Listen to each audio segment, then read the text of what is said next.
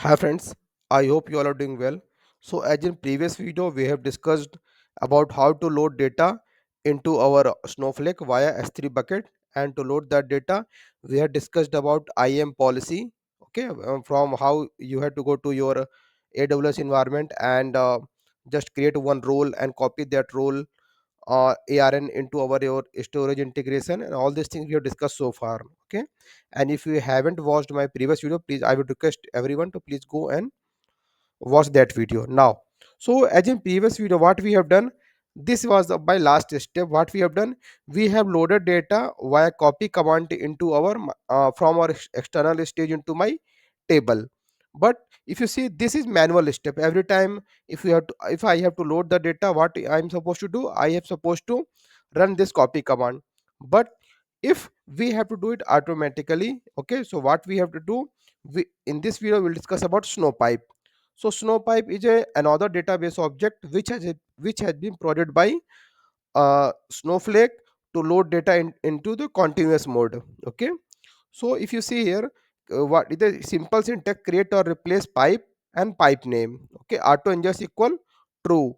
Okay, and auto ingest equal to true. And after that, what we have done, we have simply just pasted this copy command inside this thing. So what will happen?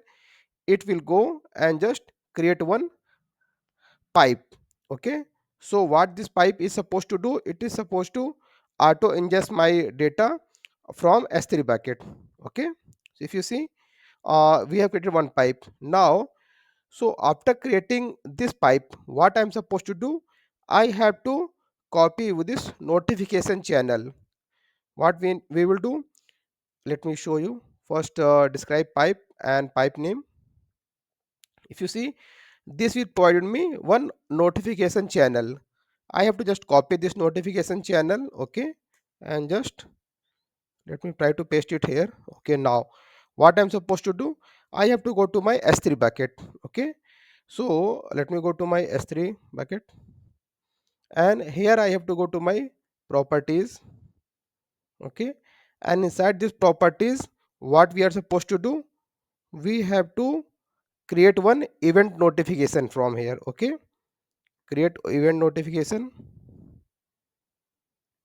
and inside this event notification what we are supposed to do, we have to provide this notification name. Okay, snow pipe event something I have provided. Okay, and after that, event types. So for all the events it will notify me. Okay, so after notifying this, what we are supposed to do, we have to just scroll down here. So to destination, so we can use anything, but here in case of Snowflake what we can do, we have to select this SQS queue. Once you are selecting this SQS queue, you have to paste your notification channel whatever you have copied from there. Okay, sorry, enter SQS queue ARN. Okay, this one, and just save the changes. Okay, now what will happen, whenever any of the new files are coming into my this S3 bucket, so automatically my snow, it will provide me one notification to my Snowpipe.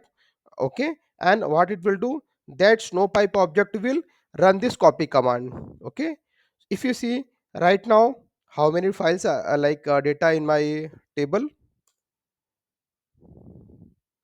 it is having only two records. Okay, and let me go to my external stage there right now.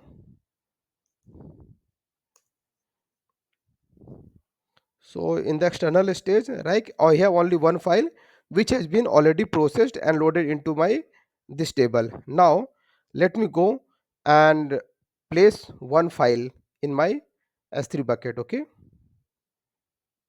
if you see, one file is already present which has been loaded. Okay, now let me try to go and upload one another file. So I am just trying to loading this another file. Okay, so let me try to load one more file. Okay, so we have uploaded one more new file. Okay, let us wait for a few seconds. Okay, this file has been loaded now. Now let me go to my list, external stage. So if you see, one another file is pointing, external stage pointing to my another file. Now I am not running any copy command right now. Okay, what will happen within few seconds of time, within 30 seconds or 1 minute, so my this Snowpipe should run and load the data into my this a table. Let me try to rerun it. If you see, without running any manual intervention, new file has been already loaded. Okay, okay, let me do one, let me again try to load some new file. Okay, let me change the data so that you can better understand. I am just pasting it at 9 something and something. I'm just doing this thing. Okay, so 3. Okay, let me try to replace my third file. Okay,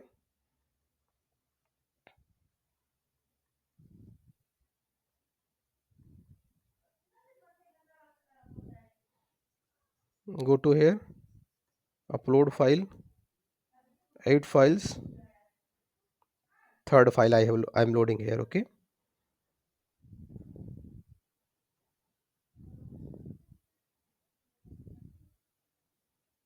so once this third file has been loaded, okay, let me go to my external stage.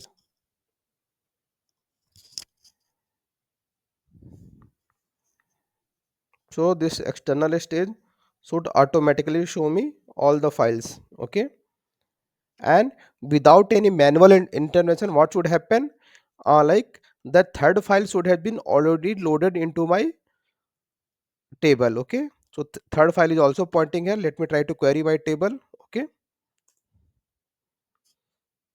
so whatever I'm trying to explain you, this is the real time project scenarios. Okay, so some projects are following this type of architecture, some projects might be using some third ETL tool by like IACS or something. Okay, so depends on project to project requirement, but here what we are trying to do, we are trying to focus on like Snowflake objects here. Okay, if you see, I think third file, I think I haven't saved third file. Let me see what is data in my third file. I think I haven't saved that part, that's why it is issue, but anyhow it will work. Okay, so if you see here, my third file has been already processed here, and we have loaded data into our Snowflake. So that's all from the my this video. Okay, so in the next video what we will do, we will try to discuss about one new database object, we call it stream. Okay, so that we will discuss in my next video. Okay, thank you.